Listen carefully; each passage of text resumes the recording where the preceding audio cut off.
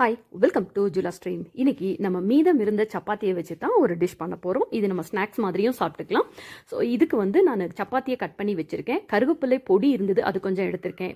இஞ்சி நம்ம கனவு தோட்டத்துலேருந்து கொண்டு வந்தது. இல்லைன்னா நீங்கள் சாதா இஞ்சி போட்டுக்கோங்க. கொஞ்சம் பச்சை மிளகாய், காய் கேரட், பீன்ஸ் எது இருந்ததுனாலும் எடுத்துக்கோங்க. தக்காளி 1, பெரிய வெங்காயம் 1 எடுத்து கட் பண்ணி வச்சுருக்கேன்.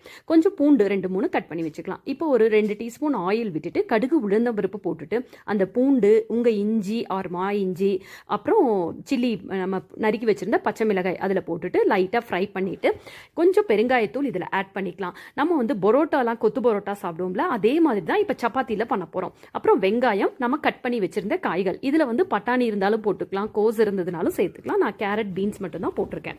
ஸோ அதுக்கு லைட்டாக கொஞ்சம் உப்பும் நம்ம கனவு தோட்டத்தோட மஞ்சத்தூளும் ஆட் பண்ணிக்கலாம். ஸோ அதை லைட்டாக ஃப்ரை பண்ணிட்டு இது நீங்கள் ஸ்நாக்ஸ் மாதிரியும் சாப்பிடலாம். ஈவினிங், மார்னிங் பிரேக்ஃபாஸ்ட்டாவோ டின்னராகவோ கூட சாப்பிட்டுக்கலாம். ஸோ இதை நல்லா கொஞ்சம் வதக்கிக்கலாம். காயும் கொஞ்சம் வெந்துட்டோம், அந்த உப்பு எல்லாம் சேர்ந்துட்டு. இப்போ நான் கருவேப்பிலை இல்லாதனால கருவேப்பிலை பொடி தான் நான் இதில் ஆட் பண்ணியிருக்கேன். அப்புறம் தக்காளி போட்டுட்டு நல்லா தக்காளி கொலைய வேக வச்சுக்கலாம்.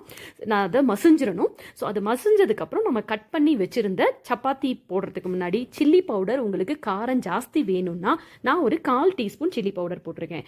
அது கூட ஸ்மெல்லுக்காக கொஞ்சம் சிக்கன் மசாலா நான் போட்டிருக்கேன்.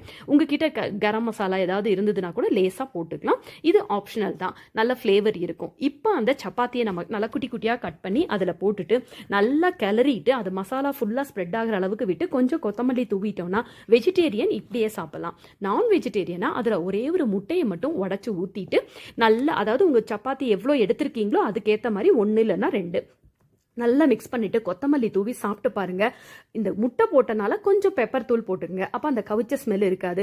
அப்புறம் கொத்தமல்லி தூவிட்டு சாப்பிட்டு பாருங்க, செம சூப்பராக இருக்குங்க. ட்ரை பண்ணி பாருங்க.